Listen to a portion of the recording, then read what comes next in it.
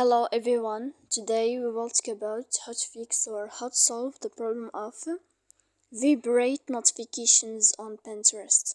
To know how to fix or how to solve Vibrate notifications on Pinterest app, you will click on Settings. Here in this page you can click on Apps, Default Apps, App Settings. On above you can search about Pinterest and you will enter. Then you can click on First Step and you can click OK. Here we'll enter to storage. Then you can click Clear Cache. In the end you can turn off your phone and you can wait a moment to turn on your phone again. So please don't forget to support us by like and subscribe. See you next time in another video, and thank you for your attention and your watching.